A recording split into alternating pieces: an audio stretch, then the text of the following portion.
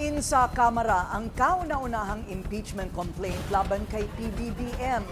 Ano-ano kaya ang grounds naman ng reklamo? Alamin natin sa agenda report ni Joash Malimban.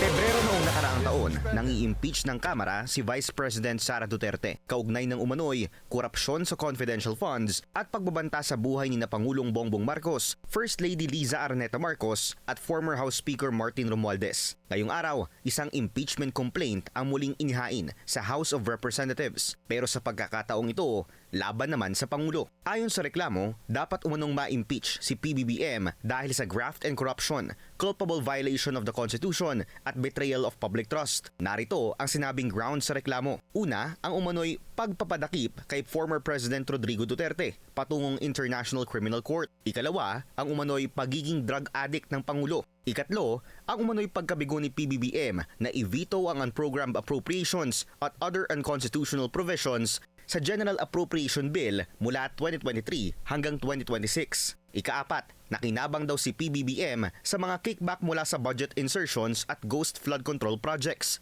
At huli, ginawa raw ng Pangulo ang ICI para depensahan ng kanyang mga kurap na kaalyado. Isang attorney Andre De Jesus ang nagsumite ng reklamo.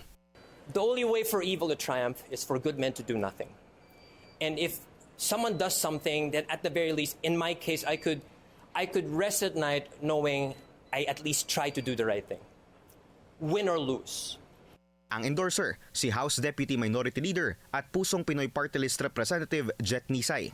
Siguro, nung nilapit sa akin ni Attorney Andre, pinag-aralang mabuti. Actually, hindi lang naman ako nag-aaral nito. Siyempre, yung mga legal natin.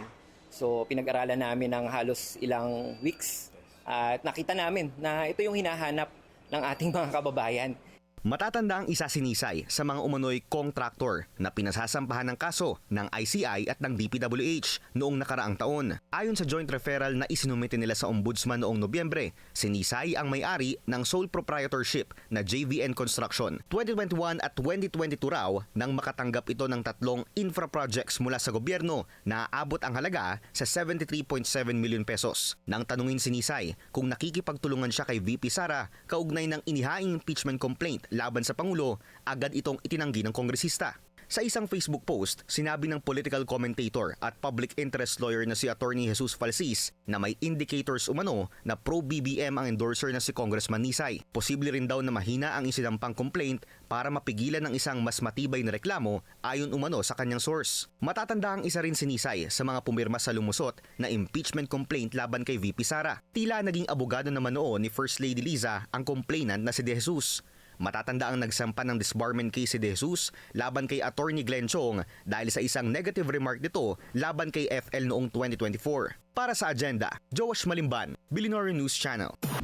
Manatiling nakatutok sa Billionario News Channel. Sumubaybay sa aming social media accounts at mag-subscribe sa aming YouTube channel para sa mga bago at eksklusibong balita.